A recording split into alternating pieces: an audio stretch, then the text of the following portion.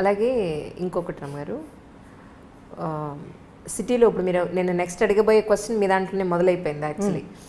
Freedom అనేది teenage పిల్లలకి, అమ్మాయి అయినా అబ్బాయి అయినా సరే, అదొక పెద్ద టీనేజ్ పిల్లల్ని మేనేజ్ చేయడం పెంచడం అనేది తల్లిదండ్రులకి వసిధారావ్రతంలాగా ఉంది. అసలు తలకు మించిన భారం అయిపోయింది ఈరోజు, ఎస్పెషల్లీ సిటీస్లో.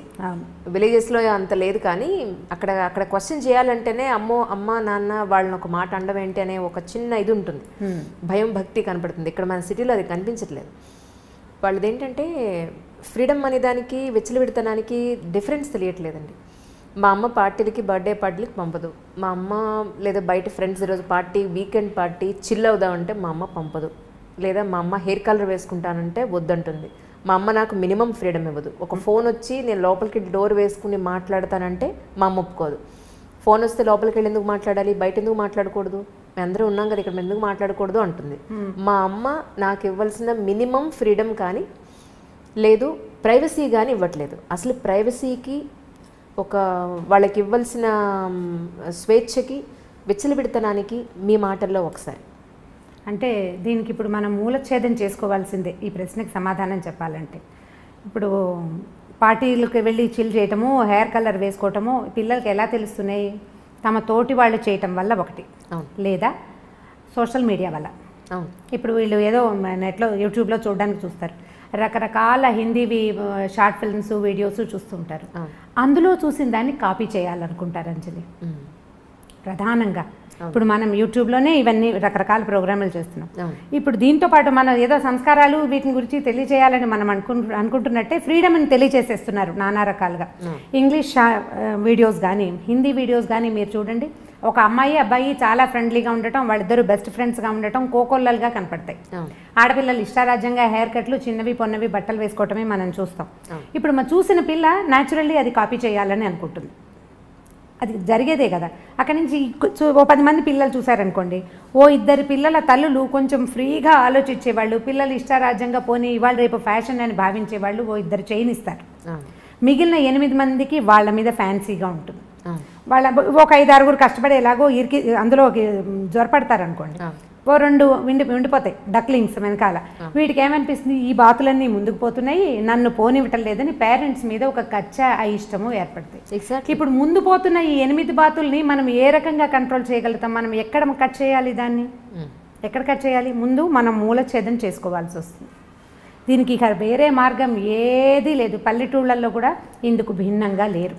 మీరంటే ఊళ్ళల్లో బాగుందనుకుంటున్నారేమో, నేను ఫ్రీక్వెంట్ పల్లెటూళ్ళు వెళ్తూనే ఉన్నాను కదా, నాకు బాగానే తెలుసు. అక్కడ కూడా ఎప్పుడు ఫోన్లలో ఉండే పిల్లలు, ఎంతసేపు చాటింగ్ చేసే పిల్లలు. మొన్న నేనేదో సినిమాకి వెళ్ళాను, సంవత్సరానికి ఒకసారి వెళ్తాం. సినిమాలో కూడా అమ్మాయి ఫోన్ చేసి నొక్కుతుంది స్టేటస్. నువ్వు సినిమా థియేటర్లో ఉన్న సంగతి ఎవరికైనా ఎందుకు తెలియచేయాలి? అసలు ఎందుకు? అసలు ఏమిటి, అదే పిచ్చి అయిపోయింది కదండి నిజంగానే. ఆ సినిమా ఎన్నిసార్లు అమ్మాయి ఫోన్ మోగుతుందో, పిల్ల నా పక్కన కూర్చున్న పిల్ల నొక్కుతూనే ఉంది. ఇక ఆ చీకట్లో దాని ప్రతిభా విశేషాలు ఏమిటో. అర్జునుడు ఎందుకు వెనికిరాడండి వాళ్ళ ముందు, ఎలా టకటకటకటక, అసలు ఎంత వేళ్ళకి ఎంత స్పీడో, నా కళ్ళు దాని వేళ్ళని పట్టుకోలేకపోయినాయి. నేను ఓల్డ్ అయ్యాను, అది మరీ యంగ్గా ఉందో. అమిత స్పీడ్, చకచకచక మెసేజ్ చేయడం, వెంటనే సమాధానం రావటం. సినిమాలో ఉన్నంతసేపు ఆ అమ్మాయి ఏదో ఒక మెసేజ్ పెడుతూనే ఉంది. పక్కన అమ్మాయి ఏం చేస్తున్నావు అని అడిగితే స్టేటస్ పెడుతున్నా. థియేటర్లో ఉన్నానని స్టేటస్ పెట్టాలా? నువ్వు సినిమా చూస్తావు, బజార్ వెళ్తావు, దానికి తోడు మనకి ఇప్పుడు గూగుల్ మ్యాప్ ఒకటి ఉంది. అంటే ఇది కరెక్టో కాదో నాకు తెలియదు, కానీ నేను ఎక్కడికి వెళ్ళినా అది నేను ప్రశ్నిస్తుంది, నువ్వు ఫలానా పాన్ షాప్ దగ్గర నుంచి అది నీకు నచ్చిందా అని. ఎగ్జాక్ట్లీ వాళ్ళకి దొరికిపోతున్నావు. అంటే ఒక కన్ను ఎప్పుడు మనల్ని చూస్తూ ఉంటుంది. మనం ప్రపంచాన్ని చూస్తూనే ఉన్నాం. ఇంత ప్రపంచంలో ఉన్న ఇన్ని రకాలు చూస్తున్నప్పుడు పిల్లలు దాన్ని కాపీ చేయాలనుకోవటం చాలా సహజం. ఎందుకంటే పిల్లలు కాపీ చేయటమే వాళ్ళ నేచర్. మనిషే కాపీ జీవి సరిగా చెప్పాలంటే. మనమే నేర్చుకుంటాం కదా, పిల్లలు ఇంకా ఎక్కువ నేర్చుకుంటారు. వాళ్ళు చూసేది ఏం చూస్తారో దాన్ని బట్టే వాళ్ళు అడుగుతుంటారు. ఫ్రీడమ్ ఇవ్వటము ఇవ్వకపోవటం అనేది దట్ పేరెంట్స్ తాలూకు ఉద్దేశాలు. కానీ మీరు మంచి స్కూల్లో చేరుస్తాము, ఇప్పుడు పెద్ద సర్కిల్ వెళ్ళే స్కూల్ అనుకుందాం, మన శక్తికి మించి కూడా ఒక్కొక్కసారి. ఇప్పుడు మిగిలిన వాళ్ళంతా ఒక వేషం వేస్తున్నప్పుడు మన బాతు పిల్లని ఆ వేషం వేయనివ్వకూడదంటే ఎలా కుదురుతుంది? నీకు స్కూల్ కావాలి, వేషం వద్దు అంటే సాగదు. మన లెవెల్ ఆఫ్ దీంట్లో ఉన్నప్పుడు మనకేమనిపిస్తుంది, అబ్బాయి ఇలా మరీ మిడిల్ క్లాస్ లెవెల్లో ఉన్నారు, హై క్లాస్ దాంట్లో చేరిస్తే పిల్లలకి ఎక్స్పోజర్ అదొక పెద్ద పదం. అవును. ఇప్పుడు ఈ ఎక్స్పోజర్ అనేది మంచి చెడు రెండు ఉంటాయి. మనం ఒకదానికి ఒప్పుకుని రెండో దానికి అబ్బే నో అనడానికి అసలు కుదరదు. అదే కదా, అది కుదరదు. ఇక అసలు నువ్వు చేయకూడదు. మీరు ఎక్కడ మార్చాలి దీన్ని? నేను అందుకే మూలఛేదం చేయటం ఇది అని చెప్తున్నాను. మీరు ఎక్కడి నుంచి మారాలి? ముందు మారాల్సింది ఎవరు కదా? మరి అలా కాదు. మరి ఇప్పుడు బాగా చదివించాలనే ఉద్దేశంతో ఒక మంచి స్కూల్లో వేద్దాం, మనకి ఇన్కమ్ లేకపోయినా సరే ఏదో కష్టపడి చేద్దామని జాయిన్ చేస్తుంటే చదువు కాకుండా మిగిలిన విషయాల్ని నేర్చుకుంటున్నారు తప్ప చదువు నేర్చుకుని రావట్లేదు. చదువు నేర్చుకుంటారు. ఇప్పుడు ఇది ఎలా ఉందంటే వర్షం పడాలి, నేను అనుకున్న చోటే నేను ఎక్కడ తవ్వాను అక్కడే పడాలంటే ఎలా కుదురుతుందండి? మన దగ్గర తప్పు లేదు, మనం చేస్తున్నదే పొరపాటు కాదా? అవునా కాదా? అంతేనంటారా? ఖచ్చితంగా. ఇప్పుడు మీరు సూటిగా అడిగారు, సూటైన సమాధానం కావాలంటే మీకు ఇది సూటైన సమాధానం. మీకు వర్షం, మీరు వాన ప్రార్థించి ఒక చిన్న మబ్బుని, ఒక తునకని నేను ఇక్కడ తవ్వాను, నేను ఇక్కడ పదును చేసి పెట్టుకున్నాను, ఇక్కడే వాన కురునైనా అని మనం అడగగలమా? పోనీ అలా అడిగినా కూడా అక్కడెక్కడో పైన పడే మేఘానికి ఎలా కంట్రోల్ ఉంటుంది? చుట్టుపక్కల అన్ని చోట్ల పడుతుంది. అది అన్ని చోట్లకి పడవలసిందే. మీరు కంట్రోల్ చేయాల్సింది ఎక్కడ అంటే ముందు మనకి అత్యాశలు ఉన్నాయి చూడండి, వాటి దగ్గర కంట్రోల్ చేయాలి. ఏమన్నా హై ఎక్స్పెక్టేషన్స్, గ్రేట్ ఎక్స్పెక్టేషన్స్ని కొద్దిగా మినిమైజ్ చేయాలి, తగ్గించుకోవద్దు. కొంచెం మినిమైజ్ చేస్తే అప్పుడు ఇవి కూడా మినిమైజ్ అవుతాయి. ఇవి మినిమైజ్ అవుతాయి. ఇప్పుడు మన పిల్ల కాపీ చేయడానికి స్కూల్లో ఒక్క పిల్ల, మనకు ఒక పిల్ల ఉంది, ఇది కాపీ చేయడానికి స్కూల్లో ఒక్క పిల్ల ఉంది అనుకోండి, ఒక పిల్లని పెద్దగా కాపీ చేయరు, ఊరికే సరదాగా ఉంటుంది, ఉత్సాహంగా ఉంటుంది, అలా చేయాలండి. మనం వద్దంటే మానుకుంటారు. ఆ 10 మంది పిల్లల్లో 7 అలాంటి వాళ్ళే అయితే ఈ 3 బాతు పిల్లల్ని మనం కంట్రోల్ చేయలేకపోతాం. మరి 10 ఉన్న చోట జాగ్రత్తగా సెలెక్ట్ చేసుకోవాలి. మీరు సెలెక్ట్ చేసుకునే స్కూల్స్, మనం పిల్లల్ని పంపించే సోషల్ ఎన్వైర్న్మెంట్ ఎలా ఉంది, మన వాళ్ళు ఏం చూస్తున్నారు, దానిని బట్టే పిల్లల ఆలోచన విధానం ఉంటుంది. అంతే. ఈ స్వేచ్ఛ విషయంలో ఏం చెప్తారు మీరు? ఏది స్వేచ్ఛ, ఏది విచ్చలవిడతనం అని అంటే అది ఎలా తెలుస్తుంది? ఇప్పుడు మరి పిల్లలు ప్రైవసీ కావాలంటున్నారు కదా, మాకంటూ ప్రైవసీ కావాలి. ఒక 13 ఏళ్ళు 14 ఏళ్ళు వచ్చేసాయంటే మేము టీనేజర్స్మి, లేదు 18 ఏళ్ళు వచ్చేసాయంటే మేము మేజర్ అయిపోయాం, మాకు ప్రైవసీ కావాలి అంటున్నారు. అప్పుడు పిల్లలతోటి మాట్లాడుకుంటూ ఉండాలి. పిల్లలకి అవసరాలు ఉంటాయి. ఇప్పుడు ఎప్పటిదాకా ఉంటాయి? కనీసం బాగా సంపాదన పరులు అయ్యేదాకా కొన్ని అవసరాలు, సంపాదన పరులు అయ్యాక కూడా మోరల్గా అవసరాలు ఉంటాయి. ఇప్పుడు మనం లవ్ మ్యారేజెస్ తీసుకుందాం ఈ విషయంలో. నేను నా ఇష్టము, నాకు నచ్చింది, నా జీవితము, ఇది నా జీవితం అనే డైలాగ్ మనం బాగా తరచుగా వింటాం.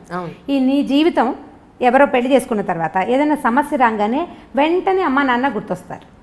ఈ అమ్మా నాన్న గుర్తురాని తనం ఉంటే అప్పుడు అది నీ జీవితం అవుతుంది. ఇక ఏదైనా సమస్య రాగానే వెంటనే అమ్మా నాన్నలు ఎంటర్ అవుతారు, లేదా వీళ్ళే వెనక్కి వచ్చి పరిగెత్తుకుంటూ వచ్చేస్తారు కదా.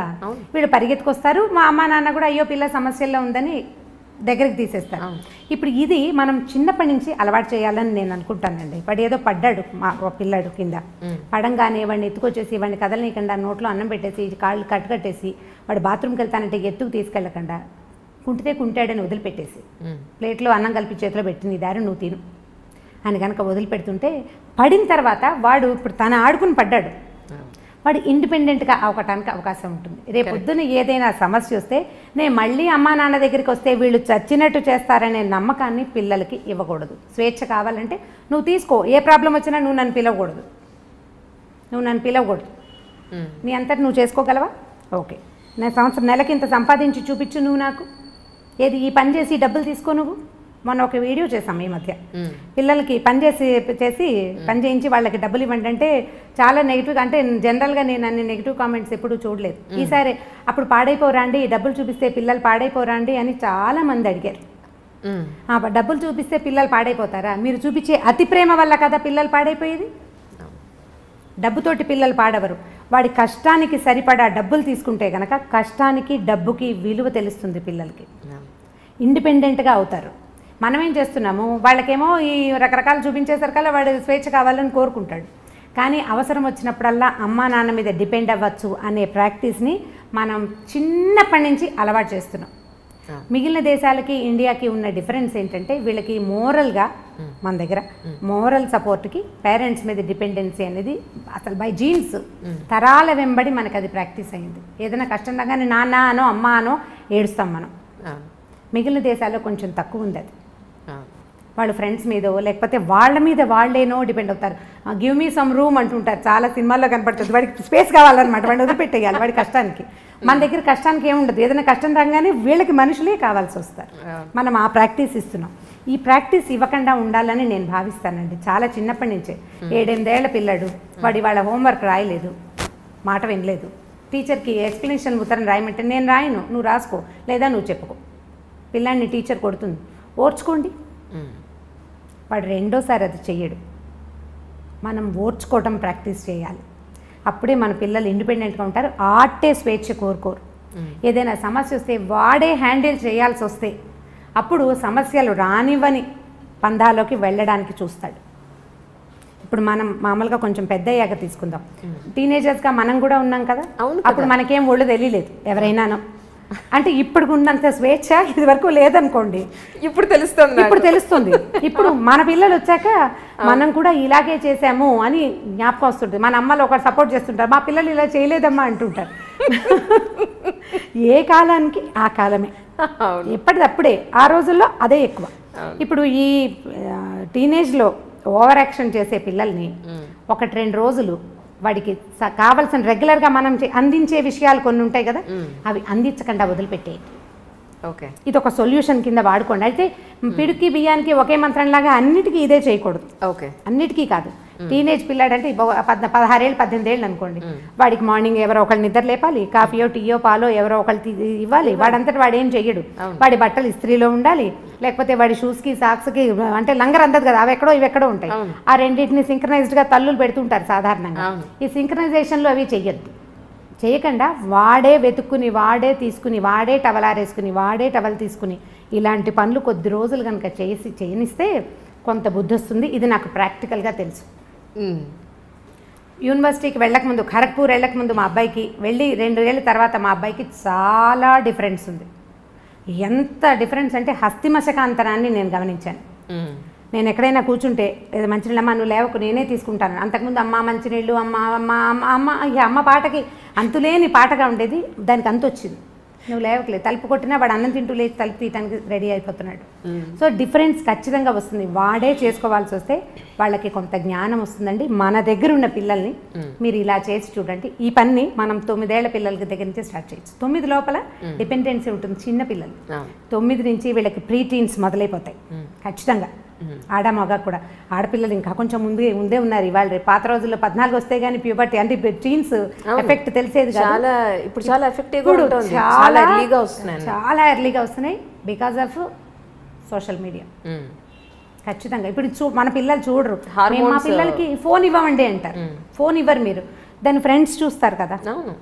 మాత్రం బయట దొరకదా ఏంటి? దొరుకుతుంది. రెండోది ఏంటంటే మన ఫుడ్ కూడా, ఆహారం వల్ల కూడా ఈ ప్రీటీన్స్ అవ్వడానికి ఖచ్చితంగా ఆహారం చాలా పెద్ద పాత్ర వహిస్తుంది. మనం రకరకాలు తింటున్నాం. ఇప్పుడు దేంట్లో నుంచి మనం బయటపడగలుగుతాము? ఇదేంటంటే మనం గొంగట్లో కూర్చొని పెరుగన్నం తింటున్నట్టే. గొంగట్లో కూర్చొని పెరుగు అన్నం తింటాం. వెంట్రుకలు వచ్చినాయి ఏరుకుంటే ఇట్లా ముద్దకి 100 వెంట్రుకలు వస్తాయి. గొంగలి చేయబడేదే వెంట్రుకలతోటి. ఇప్పుడు మన పరిస్థితి అదే.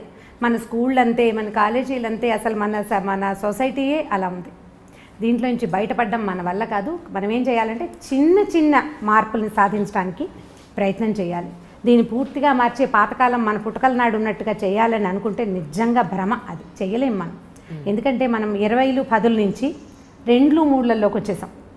20లు 10లు లేవు. అవి ఎప్పుడో సంవత్సరానికి ఒకసారి 2 సార్లే మనం కలుస్తున్నాం కదా. ఈ 2-3 జనాల్లో నుంచి దీన్ని ఎట్లా సాధించగలుగుతాం మనం? ఒక మంచి మాట చెప్పేవాళ్ళు లేరు. ఇంకా ఈ మాట మీరు అడగకుండా నేను చెప్తున్నాను. కొన్ని ఇళ్లలో ఉన్న పెద్దవాళ్ళు పిల్లలకి ఏ రకంగానూ హెల్ప్ చేయట్లేదని ఎన్ని కంప్లైంట్లు ఉంటాయో. అవును, నేను ప్రతిసారి ఇంట్లో పెద్దవాళ్ళు ఉంటే అని చెప్పగానే మా ఫ్రెండ్ ఒకరు ఫోన్ చేశారు, మీరు ఈ డైలాగ్ చెప్పొద్దు రమ్మగారు, నాకు ఇష్టం లేదు ఇలా మీరు చెప్తుంటే. ఏంటంటే మా అత్తగారు ఉన్నారు, ఆవిడ ఏమీ చెయ్యరు. ఆవిడ ఏదో రామాయణం భారతం చదువుకుంటారట, ఆవిడ దారిని ఆవిడ చదువుకుంటారు. ఆవిడే చదువుకుంటారు కానీ ఒక్క మాట చెప్పరు పిల్లలకు, ఒక్క మంచి మాట చెప్పరు. ఆవిడ పుణ్యం పురుషార్థం అని డైలాగ్ ఒకటి ఉంటుంది. ఆవిడ పుణ్య పురుషార్థాలకే ట్రై చేస్తున్నారు కానీ పిల్లలకి ఏం చెప్పట్లేదు. ఆవిడ ఏవో వింటూ ఉంటారు. ఆవిడ వింటూ ఉండగా మనవడు ఆ చాగంటి వారిదో ఎవరివో కొన్ని విన్నాడనమాట. అలా వాడికి తెలిసినాయి తప్ప వాళ్ళ నాయనమ్మ వాడికి ఏం చెప్పలేదు, పెద్దవాళ్ళు ఉండటం వల్ల పెద్ద ఉపయోగం లేదండి, మీ పెద్దవాళ్ళు అంటే మా పాతకాలం వాళ్ళు అనమాట, వాళ్ళ వల్ల ఉపయోగం ఉండేదేమో, ఇప్పుడు వీళ్ళ వల్ల ఉపయోగం లేదు, మీరు ఎప్పుడు అదే డైలాగ్ కొడతారు, అందరూ అలా ఉండరు అని కూడా యాడ్ చేయండి దానికి. నిజమే నిజమే, ఇది కూడా యాక్సెప్ట్ చేయాల్సిన విషయమే. అంటే ఇప్పుడు నేను మా ఇంట్లో మా పెద్దకాయలను చూస్తాను, మా పెద్దకాయలు అంటే నాకంటే మా పెద్దకాయ దాదాపుగా 5 ఏళ్ళు పెద్దది, తన పిల్లలు కూడా నాకంటే పెద్దవాళ్ళు. మా అక్కయ్య ఉంటే ఎంత హెల్ప్ఫుల్గా ఉంటుందో వాళ్ళ ఇంట్లో, చాలా మంచి మాటలు, ఏదైనా సరే నాయనమ్మ చెప్తుంది అనుకుంటారు. ఈవెన్ మా పిల్లలు కూడా పెద్ద పెద్దమ్మ మీద చాలా ఎమోషనల్గా డిపెండ్ అవుతారు. తను లేదు ఈ ఊళ్ళో లేదని ఎంత ఫీల్ అయిపోతారు, పెద్దమ్మ లేదు అని. ఇప్పుడు కొంతమంది వాళ్ళు కుదురుతాయి అవి, కొంతమందికి సాధ్యపడకపోవచ్చు, కానీ పెద్దవాళ్ళు ఉంటే ఎంతో కొంత ఎన్వైర్న్మెంట్ బాగుంటుందని ఫీల్ అవుతాను, అంటే నా అనుభవం అది. అందుకని నేను పదే అదే చెప్తాను, దానివల్ల ఏ హెల్ప్ ఉండదు. పైగా పెద్దవాళ్ళు ఉండేసరికల్లా మా రోజుల్లో ఇలా లేదు అని చావగొట్టేస్తుంటాను. ఇంకొకళ్ళు చెప్పారు అసలు ఒక 20 సంఖ్యలో కనీసం ఇవి ఉన్నాయన్నమాట, పెద్దవాళ్ళ వల్ల ఉపయోగం లేదు, వాళ్ళు ఉండటం వల్ల ఇంకా ఎక్స్ట్రా బర్డెను, ఈ పిల్లలకి వాళ్ళకి లంగరందకి చచ్చిపోతున్నాము, అవి రెండు వస్తాయి సమస్య. వాళ్ళు చెప్పే మాటలు, చెప్పే విధానం పిల్లలకి నచ్చదో పట్టాను. మన వాళ్ళ ప్లేస్లో ఉన్న వాళ్ళకి అమ్మమ్మ ఎప్పుడూ ఇంతే, లేదా మా అమ్మ ఎప్పుడూ ఇంతే. ఇప్పుడు అమ్మమ్మలు కూడా మారాలి, కొంచెం అప్ టు డేట్ అవ్వాలన్నమాట, వాళ్ళు కూడా అప్ టు డేట్గా ఏదో అంటే కొంచెం పెరగాలి వాళ్ళును, పాత పద్ధతుల నుంచి కొంచెం బయటకు వస్తే కొద్దిగా ఏదైనా కొంత పిల్లలతోటి సంబంధ బాంధవ్యాలు ఏర్పరచుకునేందుకు అవకాశం ఉంటుంది. నిజం నిజం.